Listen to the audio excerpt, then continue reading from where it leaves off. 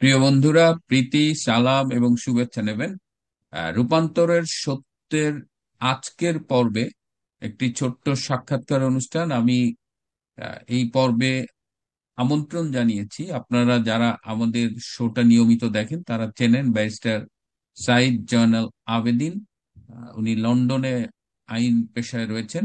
তো আজকে আমরা কথা বলবো বেসিক্যালি এই যে গত 8 তারিখে যে বিবিসির যে ডকুমেন্টারিটা, যে প্রতিবেদনটা প্রচারিত হলো সেটি নিয়ে। এটি ইংরেজিতে এবং বাংলা দুই ভাষায় হয়েছে এবং সেটি নিয়ে আমি ব্যারিস্টার সাইদের সাথে কথা বলবো। তো সাইদ ভাই, আপনাকে স্বাগত। আপনাকে অনেক ধন্যবাদ। জি স্যার, আমি জানতে পারলাম যে আপনি বিবিসির কাছে একটা ফর্মালি কমপ্লেইন করেছেন এবং সেই কমপ্লেইনটা আপনি করেছেন আন্ডার দা অপকম ব্রডকাস্টিং কোড। তো এই অপকাম ব্রডকাস্টিং কোডের আন্ডারে আপনি বিবিসি কে একটা লিখিত প্রতিবাদ জানিয়েছেন। তা প্রথমে আমার দর্শকদের জন্য যদি আমি অপকম ব্রডকাস্টিং কোড এই জিনিসটা যদি সম্পর্কে একটু সংক্ষেপে বলেন, তারপর আমরা এই ভিডিও প্রতিবেদনটা নিয়ে আলোচনা করব। অফকম আসলে একটা রেগুলেটরি বডি। তাদের অনেক কাজের মধ্যে একটা কাজ হচ্ছে আপনার কোনো মিডিয়া যদি তাদের যে কোড অফ কন্ডাক্ট ফলো করা উচিত, যে রেগুলেশন ফলো করা উচিত, যে দায়িত্ব নিয়ে কাজ করা উচিত, সেই সমস্ত দায়িত্বের বিচ্যুতি ঘটে, তখন তারা এটা ইনভেস্টিগেশন করে। তারা অনেক সময় শাস্তিও প্রদান করে মিডিয়াগুলোকে নানা রকম। তো এই তারা তাদের অনেকগুলো কোড আছে। যেমন একটা ইংল্যান্ডে আর কি, ইউনাইটেড কিংডমের প্রেক্ষাপটে আমি কথাগুলো বলছি। আপনি যদি একজনের বক্তব্য তুলে ধরেন, তাহলে সাথে সাথে তার বিপক্ষের দলেরও বা বিপক্ষের লোকেরও বক্তব্য আপনি তুলে ধরবেন। আপনি সাথে সাথে না তুলে অনেক পরে তুলে ধরেন, তাহলে কিন্তু এটা এক ধরনের পক্ষপাতিত্ব হয়ে যায়। কারণ একজন লোক ওই প্রোগ্রামটা ধরেন শেষ পর্যন্ত শুনলো না, তো শেষ পর্যন্ত দেখলেন দেখলেন না উনি, তাতে তো ওনার সুযোগই হলো না যে অপর পক্ষের কথাটা শোনার। এইভাবে উনি কিন্তু একজনের গল্পটা বলে দিলেন, আরেকজনের গল্পটা উনি সুযোগই পেল না। এটা একটা এক্সাম্পল। আর একটা এক্সাম্পল হচ্ছে, যদি আপনার কথাগুলো শুনে মনে হয় যে আপনি একজনকে ধরার জন্য এই কথাগুলো বলছেন, অনেকগুলো কারণে মনে হতে পারে। যেমন ধরেন, আচ্ছা। আপনি এমনভাবে বলছেন যে এখানে আপনার ধরেন একটা কথার কথা 10টা মানুষ মারা গিয়েছে। আপনি বলেন যে আহ, 10টা মানুষ মারা গিয়েছে, এর আগে আপনি বললেন যে উনি বলেছেন মারা যাওয়ার জন্য, মারার জন্য। আচ্ছা। আপনি এটা বললেন না যে উনি আহ, উনি এইটা বলা ছাড়াও আরো অনেক লোক মারা গিয়েছে অন্য অনেক লোকের কথায়। ওই কথাগুলো আপনি টোটালি বললেন না, অথচ ওখানে এটা কিন্তু একটা সত্য ঘটনা যে আরো অন্য অনেক লোককে মেরেছে। এই যে আপনি গল্পটা পার্শিয়ালি বললেন, যে মানে আপনি গল্পটা পুরোপুরি না বলে অংশবিশেষ বললেন। অংশবিশেষ যখন আপনি বলেন, তখন কিন্তু মানুষ পুরো পুরো চিত্রটা পেল না। এটার মাধ্যমেও কিন্তু একজন পক্ষপাতিত্ব করতে পারে। এটা মানুষকে ভুল পারসেপশন দেয়। তো এই তারপরে আপনি একজন সম্পর্কে যদি বলেন কোনো কথা যেটা ওনার বিপক্ষে যায়, বা ওনাকে ছোট করে দেখা হয়, বা ওনাকে অপরাধী হিসেবে দেখা হয়, তাহলে আপনার একটা ডিউটি আছে উনার পক্ষ থেকে, উনার কাছ থেকে কথাগুলো শোনা। উনার বক্তব্য কি, উনি কি বলতে চান। উনার কথাগুলো শুনালেন না, অথচ উনার বিরুদ্ধে যা কথাবার্তা বলছে তাদের কথাবার্তা শোনালেন। এটাও কিন্তু একটা পক্ষপাতিত্বমূলক ব্যাপার স্যাপার। তো এরকম অনেক কিছু আছে। তো এই ব্যাপারগুলো নিয়েই ব্যাপারগুলো নিয়েই এই রেগুলেটরি বডি কাজ করেন। ওনাদের অনেক রুলস রেগুলেশন আছে। এবং এটাই অফকম দেখেন। এবং বিবিসি নিজেও তাদের ইন্টারনাল ইনভেস্টিগেশন বডি এইগুলোই দেখে। এগুলো দেখেই তারা আপনার ইনভেস্টিগেশন করে।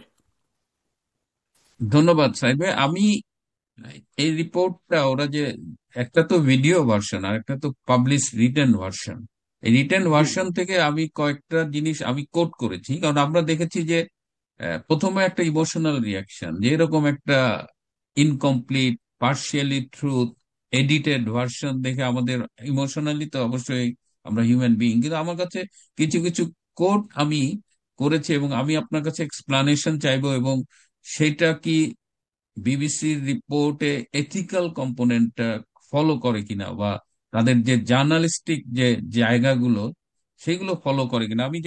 আমি প্রথমে একটা ওদের ওরা একটা ওভারঅল একটা কথা বলতে চাই যে in the audio which was leaked online in March Hasina says she authorized her security forces to use lethal weapons against protesters and that wherever they find in bracket them they will shoot. তো এই যে রিপোর্টে এই কথাটা লিখেছে, এটাকে আপনি কিভাবে এক্সপ্লেইন করবেন? দেখুন, এই এই কথাটা, এই যে অডিওতে বলা হচ্ছে যে ইউজ লেথাল ওয়েপন্স, কিন্তু লেথাল ওয়েপন্স কার এগেনস্টে, কোন কনটেক্সটে, এইটা কিন্তু বলে না। এটাকে ওনারা চালিয়ে দিচ্ছে, যে এটা যেন এটা চালিয়ে দিচ্ছে, মানে নিজেরাই তৈরি করে নিচ্ছে, একটা ন্যারেটিভ তৈরি করতেছে যে আপনার ওই 1400 মানুষ মারা গিয়েছেন জুলাই বা আগস্টের 5 তারিখ পর্যন্ত, এই ধরনের একটা, এই কথাটা বলে একটা ন্যারেটিভ চালিয়ে দিচ্ছে। মানে এটা বোঝানোর চেষ্টা করতেছে যে উনার অর্ডারে মানুষ মারা গিয়েছেন, অথচ এটা কার বিরুদ্ধে বলা হয়েছে, উনি আদৌ আদৌ বলেছেন কিনা, আম, কে এটা শুনেছে, কখন এটা বলা হয়েছে, এইটার কিন্তু কোনো সুনির্দিষ্ট কাকে বলেছে, এভিডেন্স, কাকে বলেছে সেটাও তো কাকে বলা বোধহয় হবে। হয়েছে, হ্যাঁ। কাকে বলা হয়েছে, এগুলার কিন্তু কোনো এভিডেন্স এই এই রিপোর্টে নাই। এবং এই রিপোর্টে মানে শুধুমাত্র এই এই ছোট্ট একটা অংশ, কয়েক সেকেন্ডের, এটা দিয়ে 18 সেকেন্ডের, আঠারো 18 সেকেন্ডের সেকেন্ডে একটা। ওনারা একটা বিশাল গল্প বানিয়ে আনছেন, এবং যে গল্পটা বানিয়েছেন ওইটার পক্ষে ওনারা কোনো এভিডেন্স ফাইল দেখান নাই, রিপোর্টে দেন নাই। কোনো ওটা নিয়ে ওনারা কোনো কাজ করেছেন কিনা, করলে কি কাজ করেছেন, এটাও ওনাদের বলার দায়িত্বের মধ্যে ছিল। সবচেয়ে বড় কথা, এই যে 18 সেকেন্ডের কথা থেকে ওনারা একটা কনক্লুসিভ, অনেকটা জাজমেন্ট দিয়ে দিচ্ছেন, অনেকটা কোর্টের মতো একটা জাজমেন্ট, যে এইটার কারণে আমরা ধরে নিলাম যে উনি এটা বলছেন এবং এই কারণে মানুষ মারা গেছে। ব্যাপারটা এত সহজ না। না, আর্টিকেলে কিন্তু এই যে যেহেতু আপনি মৃত্যুর কথাটা বললেন, এই যে আর্টিকেলে আরো ওরা লেখা আছে যে up to 1400 people died in last summers unrest according to UN investigators. Hasina and her party reject all charges against her. এখানে তারা ইউএন যে জাতিসংঘের প্রতিবেদনটা সেটাকে কোট করে বলতেছে যে 1400 মানুষ মারা গেছে। আবার এই প্রতিবেদনটা কিন্তু 5ই আগস্টের যাত্রাবাড়ির কনটেক্সটে করা। আপনি যদি বলি, ওভারঅল দেখেন তো এইটা আপনি কিভাবে এই যে 1400 মৃত্যু বলে দিচ্ছে? এটা খুব বিউটিফুল এক্সাম্পল বিপিসি কিভাবে পক্ষপাতিত্বমূলক রিপোর্টটা করেছে। এই লাইনটাই হচ্ছে তাদের জন্য আত্মঘাতী হয়ে পড়েছে বিবিসির জন্য। কারণ হচ্ছে যে এই ইউনাইটেড নেশন ইনভেস্টিগেশন বলে নাই যে 1400 লোক মারা গিয়েছে 5 তারিখের আগে বা 5 তারিখ পর্যন্ত, তারা বলেছে 15ই আগস্ট পর্যন্ত। ধরে নিলাম for the sake of argument যে ইউনাইটেড নেশনস এই বডিটার ইনভেস্টিগেশনটা ঠিক ছিল, ধরে নিলাম for the sake of argument. আমার ওটা নিয়ে অনেক সমালোচনা আছে, ওটা অন্য আলোচনা। যদি ওইটাকে, যেহেতু ওরা কোর্ট করেছে, ওইটা যদি সত্য ধরে নেই, তাহলে তো বিবিসির দায়িত্ব ছিল এখানে বলা যে ইউনাইটেড নেশনসের সেই ইনভেস্টিগেশন রিপোর্ট 5 তারিখ পর্যন্ত তারা বলতে চাচ্ছে 700-এর আশেপাশে মারা গিয়েছেন, এবং 5 তারিখ থেকে 15ই আগস্ট পর্যন্ত প্রায় আরো 700-এর মতো মারা গিয়েছেন। তাহলে তো একটা জিনিস বোঝা যেত যে ওনারা যে লিঙ্ক করতেছেন এই অডিওর সাথে মাননীয় প্রধানমন্ত্রী শেখ হাসিনাকে জড়িয়ে ফেলে, ওইটা 1400 মানুষের মৃত্যুর সাথে কানেক্টেড না, ওটা 5 তারিখ পর্যন্ত কানেক্টেড হলেও হতে পারে। কিন্তু আমরা বলছি না ওটা ওনার ওনার আমি ব্যক্তিগতভাবে বলছি না এটা ওনার অডিও বা উনি এটা অর্ডার দিয়েছেন, এটা আমরা এখন আলোচনা করব একটু পরে। কিন্তু এই যে একটা ব্ল্যাঙ্কেট দিয়ে দিলেন, যে জেনারেলি বলে দিলেন 1400 মানুষ মারা গিয়েছে, এবং এমন ভাবে বিবিসি প্রেজেন্ট করলো, একজন রিডারের এটা পড়লেই মনে হবে, এটাই মনে হবে যে উনি এই 1400 মানুষের সাথে সরাসরি কানেক্টেড, হোয়ার ইউএন রিপোর্ট ইটসেলফ এটা বলে না এই 1400 মানুষ 5 তারিখ পর্যন্ত মারা গিয়েছে, ওরা বলেছে 15ই আগস্ট পর্যন্ত। তো আপনি দেখেন ব্যাপারটা কিভাবে মিসলিডিং, কিভাবে বিবিসি এটা ক্লারিফাই করে দেওয়া উচিত ছিল এই এই ব্যাপারটা ক্লিয়ারলি, ওই রিপোর্টে আসলে কি বলা হয়েছে। ওনারা জেনারেলি কথাটা বলেছে, জেনারেলি কথাটা বলে কি করলো, ওরা একটা পক্ষপাতমূলক কথাটা বললো। অথচ এই স্টুডেন্ট সমন্বয়করা ডক্টর ইউনূস সাহেবের রেজিমের অধীনে, উনার অবৈধ সরকারের অধীনে অনেক অনেক লোক মারা গিয়েছে। Up to 15th of August according to UN investigation report total 1400। খুব বেমালুম বিবিসি রিপোর্ট এই কথাটা বললো না, ইগনোর করে গেল, চেপে তো গেল। আর্টিকেল দেখেন এখানে, জাস্ট আপনার আলোচনায় সুবিধা দেখেন, the leaked audio of Hasina's conversation with an unidentified senior government official is the most significant evidence yet. তারা আনআইডেন্টিফাইড সিনিয়র গভর্নমেন্ট অফিসিয়ালের সাথে কথাটা আইডেন্টিফাই করতে পারেনি কাকে বলছে, এবং সেটাকেই তারা মোস্ট ইম্পর্টেন্ট এভিডেন্স বলতেছে এই পর্যন্ত। মানে আপনি যেভাবে কথা বলছিলেন আমি জাস্ট একটু ধরিয়ে দিলাম যে আমি আমি সঙ্গতি পাচ্ছি না, তাদের দাবি, তাদের লেখা, এগুলো আমি ঠিক মেলাতে পারছি না। আপনার আপনার ভার্সনটা কি, মানে ভাষ্যটা কি? প্রথম কথা হচ্ছে ওনারা অ্যাসার্ট করতেছেন, ওনারা কনক্লুসিভলি বলতেছেন যেটা মোস্ট সিগনিফিক্যান্ট এভিডেন্স, ওয়ারেস কার সাথে কথা বলেছে মাননীয় প্রধানমন্ত্রী ওটা আইডেন্টিফাই করতে পারেননি, নাম্বার আপনি যেটা বললেন। এবং সবচেয়ে বড় হচ্ছে কোন কনটেক্সটে এই কথাগুলো, কোন কনটেক্সট যদি হয়েও থাকে, কোন কনটেক্সট হয়েছিল এটাও বলতে পারেননি। এবং এটা হচ্ছে যে একটা সিলেক্টিভ অংশ তুলে ধরছেন, পুরো কনভারসেশন তুলে ধরেন নাই। আপনি একটা কথার ছোট্ট একটা অংশ আহ, যদি তুলে ধরেন, আহ, আমি বললাম যে ওরা বলছে আমি মারছি, আমি তো মারি নাই। তো আমি মারছি এটা যদি তুলে ধরেন আর পরে যে বললাম আমি মারি নাই, তাহলে যিনি রিডার উনি তো বুঝতেই পারলো না আসলে ঘটনাটা কি। যে এই যে পুরো কনটেক্সট, কোন সময়ে কবে কার সাথে কথা হয়েছিল, অথচ ওটা হয়ে গেল মোস্ট সিগনিফিকেন্ট এভিডেন্স। এবং ওটা ওনাকে কনক্লুসিভলি ওনারা বলতেছেন মোস্ট সিগনিফিকেন্ট এভিডেন্স। তো মানে, এটা একটা না বল। এটা একটা ক্রিটিসিজম, এটা একটা ক্রিটিসিজম ওনাদের তুলে ধরার দরকার ছিল না। ওনারা তো ফর গড সেক মিডিয়া, এটা তো হচ্ছে ডক্টর ইনু সাহেবের ন্যারেটিভ, ওনার প্রসিকিউশন টিমের ন্যারেটিভ। হ্যাঁ, এই জায়গাটাই একটু মনে হচ্ছে যে এটা অনেকখানি ফরমায়েশি প্রতিবেদন, মানে কোনো একটা হিডেন পারপাস সার্ভ করার জন্য এই রিপোর্টটা, সেটা অনেকের কিন্তু মনে হতে পারে এবং অনেকে সেটা বলেছে। আমি আরেকটু কিছু কোট করি, আমি এই কোট করছি তাহলে দর্শকদের একটু সুবিধা হবে, মানে স্পেসিফিক আলোচনা।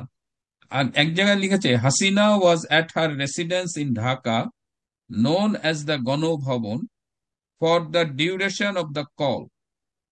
A source with knowledge of the leaked audio told the BBC. মানে এখানে আবার এই কলটাই বলতেছে যে গণভবন থেকে তিনি এই কলটা করেছিলেন। For the duration of the call a source with knowledge of the leaked audio told the BBC. সেই আবারও সেই মানে হ্যাঁ, এই এই সোর্সটা, যে এই যে সোর্সটাই এটা বলেছে, এই সোর্সটা সঠিক বলেছে কিনা, ঠিক বলেছে কিনা, না বানিয়ে বলেছে, এইটা এইটা ওনারা জাস্টিফাই করার দরকার ছিল রিপোর্টে। এটা কি করেছেন ওনারা? এইটা ডিউ ডিলিজেন্স করেছেন? এটা বিবিসির দায়িত্ব। একজন একটা বললো আর আমি বলে দিলাম, ও ঠিক বললো না ভুল বললো, এটা দায়িত্ব আছে। এটা কোরোবোরেট করে দেখা অন্যান্য এভিডেন্সের সাথে।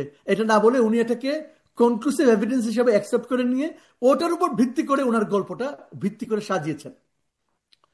একটা একটা টোটাল ফানি ব্যাপার আর কি এটা, মানে। হ্যাঁ, তো মানে এরকম যখন একজনের কথার উপর ভিত্তি করে কথাটা উনি বলেন, মানে উনি তুলে ধরেন, বিবিসি তুলে ধরবে, তখন বিবিসির রেগুলেশন অনুযায়ী, অফকমের রেগুলেটরি রিকোয়ারমেন্ট অনুযায়ী আপনি আহ, যার এগেনস্টে বলা হয়েছে তার সাথে যোগাযোগ করার দায়িত্ব। আপনি কি যোগাযোগ করার চেষ্টা করেছেন? ওনার কথা শুনেছেন? অথবা ওনার কোনো প্রতিনিধি, লিগেল প্রতিনিধি হতে পারে, লয়ার হতে পারে, প্রতিনিধির সাথে কথা বলা, কথা বলে ওদের উত্তরটা তুলে ধরা করেছেন? করেছেন কি করেন নাই জানি না। আর না, যদি করে থাকেন তাহলে বলবেন আমরা করেছি, কোনো পাইনি, অথবা করেছি এই উত্তর দিয়েছেন, বা এ ধরনের কোনো উত্তর যদি দিয়ে কারো কাছ থেকে পেয়েও থাকেন, এটার সাথে সাথে ওই পয়েন্টেই বলতে হবে, পরে বললে হবে না। কারণ পরে বললে আচ্ছা, আপনি একটা অ্যাডভান্টেজ দিচ্ছেন একজনের পক্ষে, যাতে রিডাররা একটা ভুল পারসেপশন পায়। আচ্ছা, আচ্ছা। আরেকটু আমি একটু পড়ে শোনাই, এই যে এটাও খুব ইন্টারেস্টিং। এখানে বলতেছে, the recordings are critical for establishing her role.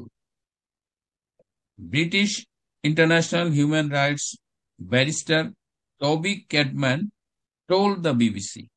So, টবি ক্যাডম্যান বিবিসি কে বলেছে যে এই রেকর্ডিং গুলো মানে তার শেখ হাসিনার রোলটা এস্টাবলিশ করার জন্য খুব গুরুত্বপূর্ণ। এই টবি ক্যাডম্যানের, আমরা তো জানি সে আগে এই ট্রাইব্যুনালে যুদ্ধ অপরাধীদের পক্ষে কাজ করত, যারা একাত্তরে মুক্তিযুদ্ধে যুদ্ধ অপরাধ করেছে তাদের পক্ষে এই ব্রিটিশ মানবাধিকার কর্মী, উনি একজন আইনজীবীও বোধহয়, টবি ক্যাডম্যান কাজ করেছে। সেই টবি ক্যাডম্যান আবার এই এই রেকর্ডিং এর পক্ষে, এই অডিও রেকর্ডের পক্ষে কথা বলছে।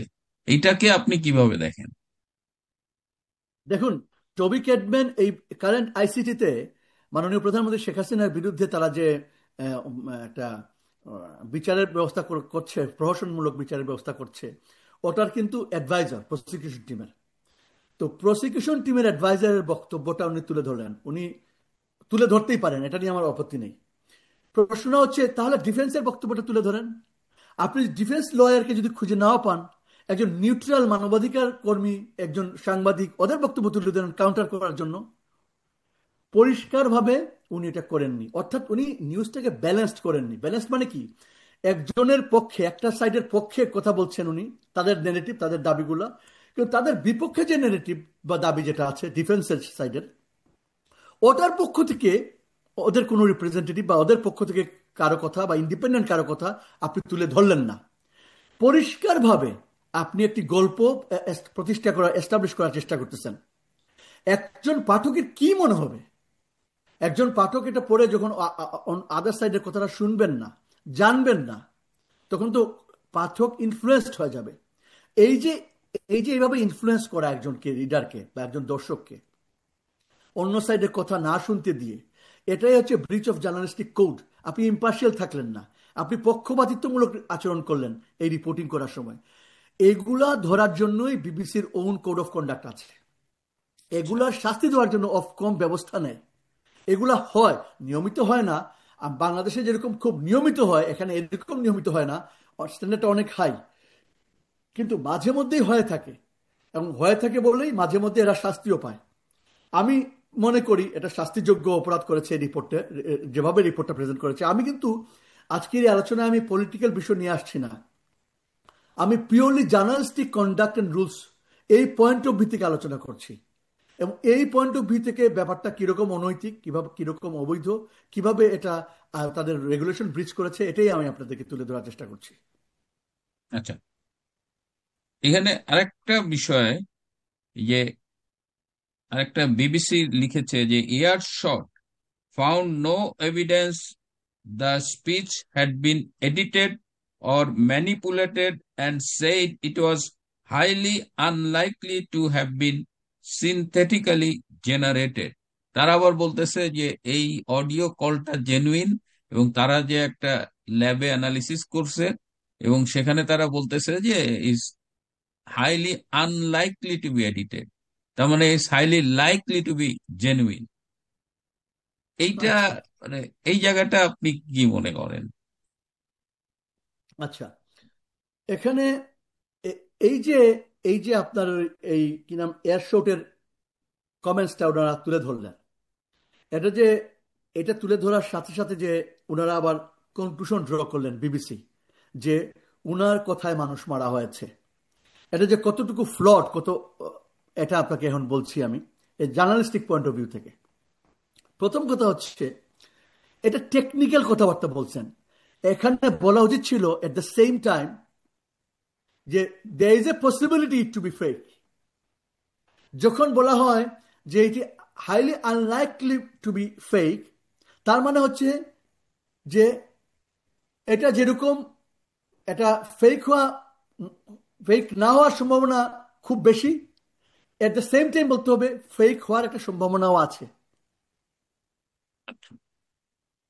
আপনি তো একটা সাইডের গল্প বললেন, বিবিসি তো একটা সাইডের গল্প বললো, কিন্তু এটার কথা মানে এটা না, দিস ইজ নট ফেক। কিন্তু ওনারা এমন ভাবে প্রেজেন্ট করতেছেন age if this is not fake. অথচ এয়ারশট কিন্তু দিস ইজ নট ফেক বলে নাই, কিন্তু highly unlikely to be fake. তার মানে এটার অর্থ হচ্ছে যে although it is highly unlikely to be likely to be fake, but there is a possibility it may be fake. আমরা অ্যাকর্ডিং টু অ্যাকর্ডিং টু এয়ারশটের রিপোর্ট অনুযায়ী কিন্তু এই যে পসিবিলিটিটা, এই পসিবিলিটিটা বিবিসির এজ এ জার্নালিস্ট তুলে ধরা দরকার ছিল। উনি একটা সাইডের নেগেটিভ তুলে ধরছেন, আরেকটা সাইডের এই কথাটারই উনি রাইটলি প্রেজেন্ট করেন নাই। আরেকটা কথা আছে, উনি আপনার এই যে কথাগুলা, এয়ারশট, এয়ারশট কার সাথে কথা বলা হয়েছে এটা বলে নাই। এর সাথে এখানে এই এয়ারশট এটা ব্যাখ্যাও দেয় নাই, যেটা কোনো, এটা কি পিসফুল প্রটেস্টারদের এগেনস্টে গুলি করার কথা বলা হয়েছে নাকি সন্ত্রাসীদের এগেনস্টে বলা করা হয়েছে, আত্মরক্ষার ক্ষেত্রে বলা হয়েছে, এটার কোনো ব্যাখ্যা নাই। এবং এ- এ- এ- অথবা এটা কোনো হিটেড কনটেক্সটে, কোনো একটা হিটেড হিটেড কনটেক্সটে আসছে কিনা, কোন সময় বলা হয়েছে, এই ফরেন্সিক বিষয়গুলো এখানে নাই। এত জেনারেলাইজড ভাষা ভাষা একটা কথা, ওটা আবার মোস্ট সিগনিফিকেন্ট এভিডেন্স ওনারা বিবিসি দাবি করতেছে, আপনার টমি কেটম্যান দাবি করতেছে। তো এইটার উপর ভিত্তি করে বিবিসি কিভাবে সুনিশ্চিতভাবে বলে দেয় যে উনি এটার অর্ডার করেছিলেন? তো বিবিসি তো জাজ না, ওরা তো জাজের সিটে বসে গেছে। তাও আবার যদি ফেয়ার জাজ হতো, ফেয়ার জাজ হলে জাজরা কি করে ইউনাইটেড কিংডমে আপনার দুই সাইডের কথাটা তুলে ধরে তারপর জাজ নিজের অপিনিয়ন দেন, এটাই কিন্তু জাজদের প্র্যাকটিস। বাংলাদেশেও তাই হয় আমি যতটুকু জানি। এটা তো জাজ ইউনিভার্সাল প্র্যাকটিস অ্যাপ্রোচ। ইউনিভার্সাল, দুই সাইডের হ্যাঁ, আর্গুমেন্টটা তুলে ধরে তারপর জাজ ওনার নিজের মতামত দেন। ওরা জাজের ভূমিকায় বসেছেন ঠিকই, কিন্তু ওই ফেয়ার জাজের ভূমিকায় বসেন নাই, দুই সাইডের কথা তুলে ধরেন নাই। মানে না কিন্তু প্রত্যেকটা কথায় কথা বলেন। মানে আরো বলেন। তো কনফিউশন হচ্ছে যে এটা কি অন্য কোথাও থেকে আর্টিফিশিয়াল হ্যাঁ, ইন্টেলিজেন্স জেনারেট করা কিনা, এটা আগের কোনো ফোন আলাপ কিনা, এ ধরনের নানা রকমের কনফিউজিং স্টেটমেন্ট এখন আসতেছে। তো বিবিসি এবং আমি অবশ্য কোয়ান্টিটেটিভ রিসার্চার, আমরা যখন বলি হাইলি লাইকলি আমরা কিন্তু একটা পার্সেন্টেজ দিয়ে দিই যে I am 95% confident that it is true. কিন্তু highly likely is a vague term. মানে highly likely out of 0 to 100 এই স্কেলে এটা কোন জায়গায়, তাই না? It can be 55%, it can be 70%, it can be 90%। So it's highly লাইকলিটা একটা ভেগ টার্ম। মানে এবং এখানে এখানে এটা অ্যাবসলিউটলি ফেক হয় নাই, অথবা মানে এটা ফেক হয় নাই অ্যাবসলিউটলি, এই ক্লেম তো এয়ারশট করছে না। কিন্তু উনারা এমন ভাবে প্রেজেন্ট করছেন যেন ওটাই এয়ারশট করতেছে। ওটা যদি সাথে সাথে বলে দেওয়া হতো যে হ্যাঁ, এটার মানে কিন্তু অ্যাবসলিউটলি এটা ফেক, মানে এটা ফেক না, এটা কিন্তু এয়ারশট বলছে বলছে না, এটা ফেক হলেও হতে পারে, এই কমেন্টটা বিবিসির কাছে এক্সপেক্টেড ছিল। কিন্তু ওরা ডেলিবারেটলি ইন্টেনশনালি এটা করেছে, এটা মিস্টেক না।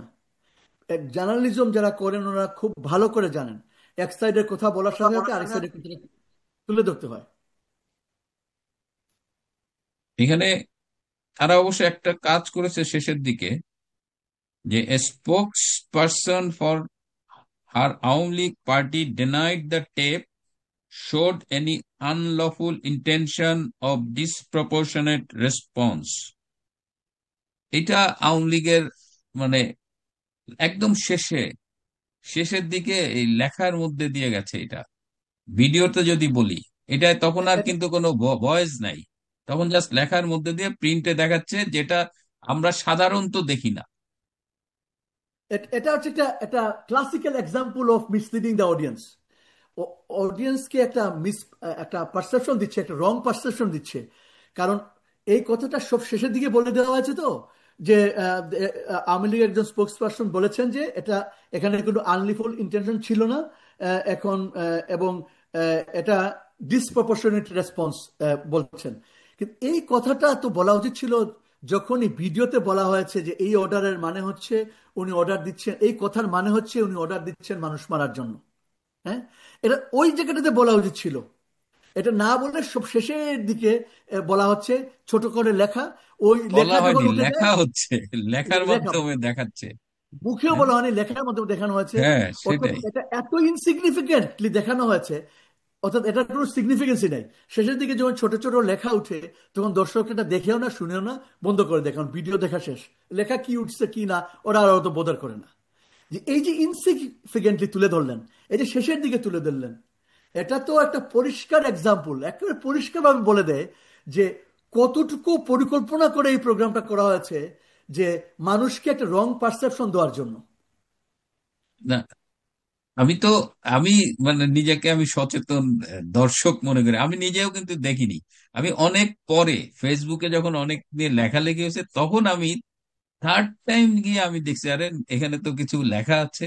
তো এখন মানে আপনি তো কমপ্লেইন অলরেডি সাবমিট করেছেন জি জি বিবিসিতে। করে দিন। জি জি। বিবিসি যে ওয়ার্ল্ড সার্ভিস, তারা কি ব্রিটিশ ইউকে তে যে বিবিসির হেড অফিস আছে তাদের অধীনস্থ সার্ভিস কিনা? মানে হ্যাঁ BBC BBC. World service are they accountable to the main BBC? তো অবশ্যই আপনি অবশ্যই। আপনি যে কমপ্লেইনটা করলেন, হোয়াট নেক্সট? এর পরে কি ধাপ? আপনি কি আশা করেন এটা বা কি হতে পারে? এই প্রসঙ্গে যাওয়ার আগে খুব সংক্ষেপে একটা কথা বলে নেই। জি। সেটা হচ্ছে ওই যে আপনি যেটা বলছিলেন, এই অডিও রেকর্ডটা কবেকার কখনকার, এখানে অনেকেই বলছেন এটা অন্য একটা সময়ের, হতেও পারে না হতে পারে, এই টোটাল কনভারসেশনটাও ফেক হতে পারে। এই যে এই এই অ্যাপ্রোচটা, এই এই অ্যাপ্রোচটা বিবিসি সচেতনভাবে এই কথাগুলো অ্যাভয়েড করে গিয়েছে। কারণ এটা বললে ওনারা যে ন্যারেটিভটা প্রকাশ করতে চাচ্ছেন, বলতে চাচ্ছেন ডক্টর ইউনূস, মোহাম্মদ ইউনূস এবং সমন্বয়করা এবং এই অবৈধ সরকার, ওইটা একটু ইমব্যালেন্স হয়ে যায়। তো এই জন্য ওনারা বলেন নাই, ওনারা ওমিট করে গেছেন। দেখেন 1400 মৃত্যুর কথা বলেছেন, অথচ বলেন নাই 5 তারিখের পর থেকে কত ধর্মীয় সংখ্যালঘুদের উপর আক্রমণ হয়েছে, সনাতন ধর্মাবলম্বীদেরকে মারা হয়েছে, আওয়ামী লীগ কর্মীদেরকে মারা হয়েছে, পুলিশ হত্যা করা হয়েছে, সংক্ষেপে 44 জন পুলিশ হত্যা করা হয়েছে বলেছে। অথচ পত্রিকারই রিপোর্ট আছে, আমি প্রমাণ করে দিতে পারবো, hundreds of police were killed, international পত্রিকায় রিপোর্ট আসছে। ওনাদের তো এই রিসার্চটা করার দায়িত্ব ছিল, নিশ্চয়ই করেছেন, তারপরে তুলেন নাই। আর যদি দায়িত্ব পালন না করেন, অর্থাৎ ডিউ ডিলিজেন্স না করে থাকেন, তাহলে এটাও একটা ব্রিচ। আর আচ্ছা, আহ, এটাও একটা ব্রিচ। তার মানে হোয়াট নেক্সট তাহলে? এই যে আপনি যে কমপ্লেইন করলেন, তারপরে কি হবে? আচ্ছা, এটা বলার আগে খুব সংক্ষেপে একটা কথা বলে নিতে চাই। সেটা হচ্ছে যে এই যে আপনার পুরো জিনিসটা, এই যে পুরো রিপোর্টটা দেখলে এটা কেউ বুঝতেই পারবে না যে এখানে আহ, সমন্বয়ক ডক্টর মোহাম্মদ ইউনূসের রেজিমের আন্ডারে অসংখ্য ধর্ম সংখ্যালঘুদের উপর অত্যাচার হয়েছে, অ- অ- শত শত পুলিশ মারা গিয়েছে, আপনার শত শত হাজার হাজার লক্ষ লক্ষ আওয়ামী লীগ কর্মীদের ঘর বাড়ি জ্বালিয়ে দেওয়া হয়েছে। এটাকে বুঝতেই পারবে না ইন্টারন্যাশনাল অডিয়েন্স, বিশেষ করে যারা বাংলাদেশ সম্পর্কে বেশি কিছু জানেন না। এটা কিন্তু একটা সাংঘাতিক রকম মিস রিপ্রেজেন্টেশন অফ ফ্যাক্ট। এটা পড়লে মনে হয়, এই রিপোর্টটা পড়লে মনে হয় বা দেখলে মনে হয় মাননীয় প্রধানমন্ত্রী শেখ হাসিনা এই 1400 মানুষ মারার জন্য দায়ী। অথচ এই যে জুলাই অগাস্ট, না তো সামারের কথা বলেছেন, জুলাই অগাস্ট সেপ্টেম্বর যাই বলেন, ওই সময় যে এত কিছু ঘটনা ঘটে গেল, এটার কিচ্ছু কোনো রেফারেন্স ঠিকঠাক মতো নাই, কিছুই নাই। এক ছোট করে বলা হয়েছে 44 জন পুলিশ মারা গিয়েছে। অথচ ইন্টারন্যাশনাল ইংরেজিতে আপনার পাবলিশড নিউজ পেপারে এসেছে শত শত পুলিশ মারা হয়েছে। যেটা তো তার দায়িত্ব ছিল আপনার ওই বিবিসি জার্নালিস্টের, যে ওই রিপোর্টটা কোট করা। এনিওয়ে, যেটাতে যাচ্ছি, হোয়াট নেক্সট। হোয়াট নেক্সট আসলে বিবিসিতে এই কমপ্লেনটা যদি ওনারা একটা রেসপন্স আমাকে দিবেন, নিশ্চিতভাবেই এটা হবে। ওই রেসপন্সে যদি আমি খুশি না হই বা স্যাটিসফাইড না হই, আমি আপিল করতে পারি। তাতেও যে সিদ্ধান্ত হবে, তাতেও যদি আমি খুশি না হই, আমি অফকমের কাছে নিয়ে যেতে পারবো। এবং অফকম যে রেগুলেটরি বডি, ওনাদেরকে আমি এভিডেন্স সহ সবকিছু প্রেজেন্ট করব। এবং অফকম একটা ইয়েতে আসবে, একটা সিদ্ধান্তে আসবে যে ব্যাপারটা কি। এবং আমি নিশ্চিত যে এখানে বিবিসি জার্নালিস্টদের কোড অফ কন্ডাক্ট ব্রিচ করেছে, সংবাদ মাধ্যমের কোড অফ কন্ডাক্ট ব্রিচ করেছে, রেগুলেশন ব্রিচ করেছে। ওই যে বললাম ইম্পার্শিয়াল ছিল, রাইট অফ রেসপন্স করার অধিকার দেয়নি, প্রেজেন্ট করেছে এজ ইফ একটা সাইডের কথা মানুষ বুঝতে পারবে, কিন্তু আরেকটা সাইডের কথা মানুষ আসলে হয়তো বুঝবেই না বা ভাববেই না। তো এই এই ব্যাপারগুলো আমি নিশ্চিত প্রতিষ্ঠিত করতে পারবো। কিন্তু একটা বড় ব্যাপার কি জানেন, এই যে একটা ফ্লড রিপোর্টের মাধ্যমে মাননীয় প্রধানমন্ত্রী শেখ হাসিনা সম্পর্কে যে একটা রং পারসেপশন বিবিসি দিল বা মানুষ পেল, এই এই এই এই ধরনের অনৈতিক জার্নালিজমের কারণে, এতে কিন্তু মাননীয় প্রধানমন্ত্রীর সুনাম বিশ্বব্যাপী ক্ষুণ্ণ হয়েছে। কারণ এটা তো ইংরেজিতে হয়েছে, আপনার ওই রিপোর্টটা, যেটা বিবিসি জি। অডিওটা, ভিডিওটা হয়তো বাংলায়, কিন্তু রিপোর্টটা হয়েছে ইংরেজিতে। না, এই ইংরেজি জন্য ভিডিও ইংরেজিতে হয়েছে, ভিডিও ইংরেজিতে হয়েছে, বাংলায় হয়েছে, আবার বাংলা রিপোর্টটা হয়েছে। ইংরেজিতে হয়েছে, হ্যাঁ। তো এই জন্য মাননীয় প্রধানমন্ত্রীর একটা বড় ডিফেমেশনের ক্লেম থাকতে পারে এই বিবিসির বিরুদ্ধে, আমি মনে করি আছে এখানে। তো বিবিসি এবং এই ধরনের প্রতিষ্ঠান, বড় বড় প্রতিষ্ঠান, মাঝে মধ্যে কিন্তু আমরা দেখি এই ধরনের কাজ করে বসে, রেগুলার করে আমি বলবো না, এরা রেগুলার করলে পৃথিবীর এত বড় প্রতিষ্ঠান হতে পারতো না। এরা বড় প্রতিষ্ঠান বলে এদের দায়িত্বও কিন্তু অনেক বেশি। তো এই ধরনের স্বাভাবিক। দায়িত্বজ্ঞানহীন কাজ যখন করে, ইউকের হাইকোর্টের মামলায় মাঝে মধ্যে ওনারা ফাইন দেয়, জরিমানা খায়, এবং এটা মিলিয়ন ডলার, কোটি কোটি টাকার হয়ে যায়। তো দেয়ার ইজ এ পসিবিলিটি ভবিষ্যতে যে এদের বিরুদ্ধে একটা ডিফেমেশনের মামলাও হতে পারে, কারণ ওনারা এই এই ধরনের ফ্লড রিপোর্টের মাধ্যমে আমি বলতে চাই যে পক্ষপাতিত্বমূলক রিপোর্টের মাধ্যমে, আনপ্রফেশনাল রিপোর্টের মাধ্যমে, আনএথিক্যাল রিপোর্টের মাধ্যমে মাননীয় প্রধানমন্ত্রীর সুনামের অনেক ক্ষতি করেছেন। এটা আমি নিশ্চিত করে বলতে পারি। এগুলো নেক্সট করতে পারে আমার যেটা মনে হয়।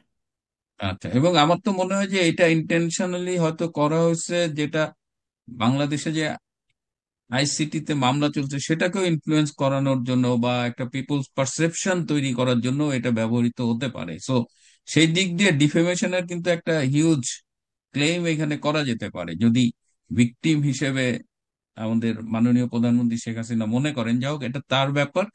আমাদের এই যে বিবিসি সম্পর্কে, বিশেষ করে এই রিপোর্টিং সম্পর্কে আপনি একটা নতুন কনটেক্সটে কথা বললেন, এবং আপনি যে বিবিসি কে ফর্মাল কমপ্লেইন করলেন, কারণ আমরা সোশ্যাল মিডিয়া অনেকে অনেক কথা বলি, কিন্তু এই কমপ্লেইন গুলো খুব স্পেসিফিক, এবং আমরা আশা করি যে এই কমপ্লেইন বিবিসি রেসপন্ড করবে, এবং সেই রেসপন্সের উপরেও আপনার সাথে আমরা পরবর্তীতে কথা বলবো। আপনাকে অনেক ধন্যবাদ। আমরা মাঝে মধ্যে এই রূপান্তরের পর্বে আপনাকে আমন্ত্রণ জানাই, আপনি আসেন, এবং আপনার এই আন্তরিকতা, আমাদের সাথে অংশগ্রহণ আমরা সবসময় কৃতজ্ঞতার সাথে স্মরণ করি। আপনাকে অনেক ধন্যবাদ।